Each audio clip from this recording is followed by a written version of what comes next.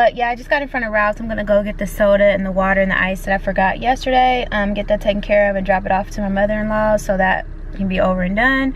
And then I'm gonna go back home because I would like to start cooking. I have to soak those cashews for the macaroni and cheese. Lee is back here asleep. Where is she?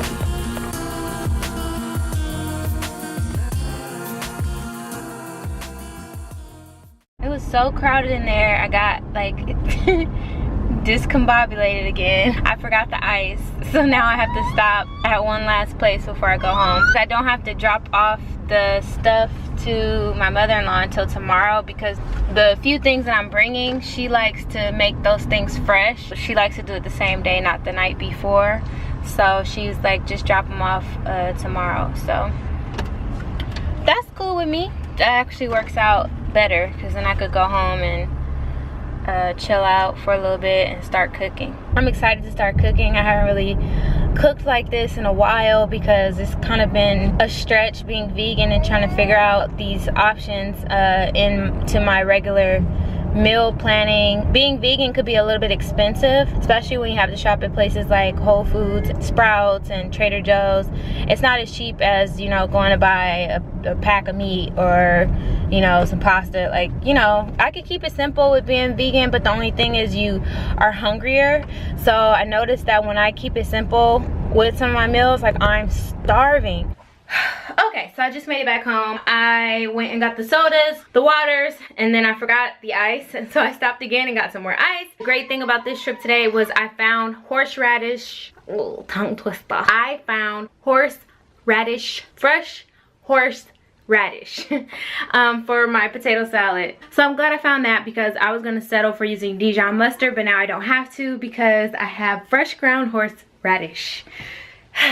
Went ahead and made the Italian salad for my lunch again. It's mostly lettuce, like I said, vegan mozzarella, tomato, olives, a garbanzo bean, and this time I had some oregano. So I put that in there. Tomato, red wine vinegar, and then I'm trying the new, and I'm giving this a try. I'll let you guys know how it tastes. I made it with this one instead of the other olive oil that I have. So I just got the cashews in my bowl. I'm gonna soak them. I'm gonna try to do 3 hours minimum, we'll see. I don't think I'm gonna do it overnight, no more than 7 hours or they're gonna become bitter. What you're gonna do is you use the sea salt and you're gonna do 1 teaspoon per cup of cashews that you use. There are 3 cups in here, so I used 3 teaspoons of sea salt, and then I warmed up some water in the microwave, and I just used bottled water. I chose to use this, so I just used Crystal Geyser. Warmed it up in the microwave and then poured it over the cashews until they were completely covered, and then I'm gonna cover them with this top and just kind of let them soak there. I'm gonna get started on the baked potato salad first. Get that out the way. What are you doing, ma'am? That's not a good idea. That is not a good idea. Oh my gosh, she's getting at the point where she can get in everything.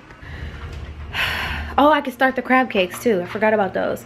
So I'll start on the baked potato salad because that's the easiest to make. And then I'll see about starting on the crab cakes. Okay, I'm gonna get ready to get started on the baked potato salad. I'm gonna be using fingerling potatoes. They're kind of just like mini potatoes, and I chose the red potatoes. That's what the recipe called for, but it's also my favorite type of potato. So I'm gonna rinse these off and get them all cut up into, I think I'm gonna do halves. For some of the bigger ones, I might do 3/4, but we shall see. Let's just wait for the G7X to join us. Let's just, there we go. I'm preheating the oven right now. The recipe calls for 400, but you know how my oven is. Like I told you before, it's Frigidaire Professional. Don't know if that means anything, but it tends to get super duper hot. I've got it on 375. It's not done preheating yet. When it's done, it'll pop up 375 here and it'll beep. But in the meanwhile, here are the potatoes. I've tossed them in the olive oil and just a little bit of sea salt and ground black pepper, and I just tossed them until they were evenly coated. So as soon as the oven is done preheating, I'm gonna pop those buddies in there for 45 minutes and roast them. You don't have to cover them up. You can leave them just like that and just check on them periodically. The trick is to make sure that they all kind of have a uniform size to them so that they will cook evenly. The potatoes are all roasted up. They're done. I'm getting ready to make the little mixture that goes with it. I doubled the recipe. It calls for 6 servings, but I wanted to make a little bit more. In this sauce, we have red onion, relish. They use sweet relish, but I use dill relish. I have chopped dill, vegan mayo, chopped celery, and then you see the red onion. Did I mention that? And then I'm gonna stir this all up and get it into a nice creamy mixture. And then I'm going to add my potatoes to it and pop that in the fridge. The last step will be to add chives, but I'm going to cut those up and then I'll put that on right before probably I leave tomorrow. Oh yeah, there's onion powder in here too. I'm like, what is that dry ingredient?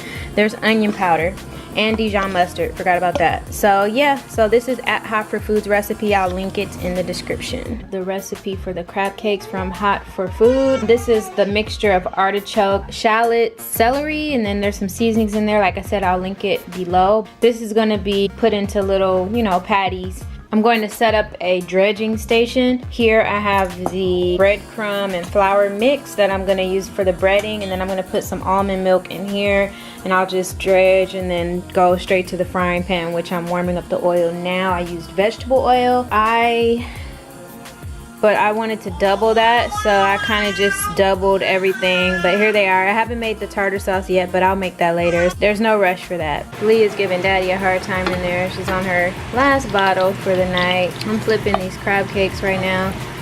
They actually are looking like they might turn into something. I ended up having to tweak it a little bit because, I don't know, the little dredge that I had going on wasn't working. They were falling apart. Instead of doing the chickpea flour, then the breadcrumb, then the milk, then the breadcrumbs, I mixed the chickpea flour with the breadcrumbs, and then I had my milk station, and then I have panko breadcrumbs. I just happen to have them in the cabinet, so that's what it's looking like. It's working better, it's sticking better with the panko breadcrumbs. So try that if the regular multigrain breadcrumbs don't work for you guys. I just finished making my own tartar sauce, and these were the ingredients that I used. I used a vegan mayo, ground black pepper, I used lemon juice and horseradish, and then I kind of tweaked it a little bit because I added the sea salt. I don't know, I just wasn't getting the flavor. But this is also on Hot for Food under the same recipe as the crab cakes. I like the way it came out, and I used dill too, fresh dill. Crab cakes came out pretty good. They are cooling here, and then I'm gonna probably pop them in the fridge. Let's check on the potatoes. I wasn't quite sure about the taste of it. I didn't really like it, but you know, maybe it just needed time to settle. See how watery it is? I don't really like that. Well, okay, it's kind of thick in other places. Okay, let's give it a taste test. It's actually not that bad. The flavors settled in. I guess I'll be eating this after all. So I'm gonna pop this back in the fridge because it still has some more settling to do. It's still kind of very liquidy a little bit. Overall, pretty tasty. I had to take a little bit of a break because Lee was crying. I just got done with my cheese sauce and I poured it. I did it in layers. I had shredded cheese, and then the cheese sauce that I made, I used the recipe from At Hot for Food. I tweaked it a little bit. I decided to cut up some garlic cloves. I put them in parchment paper, and then I drizzled them in the truffle oil and seasoned them with sea salt and black pepper. And I did that at 375 in the oven for about 15-20 minutes, and then I blended it with the rest with the cheese sauce. I'm gonna pop that in the oven, and I think it's gonna be about 20 minutes, and then you put a breadcrumb topping on the top, and then you put it in there under the broiler for a little bit longer, and then that's it. Okay, I'm gonna call it a night. It's 11:30. I'm just gonna go ahead and bake the cookies in the morning because they're cookies, so they can't take more than like 20 minutes. Good morning. I started bright and early. These are the cookies that I'm going to be trying to make. They're super duper easy. They don't have that many ingredients. So the cookies are finally in the oven. My mixer went out on me, so I had to mix everything myself. But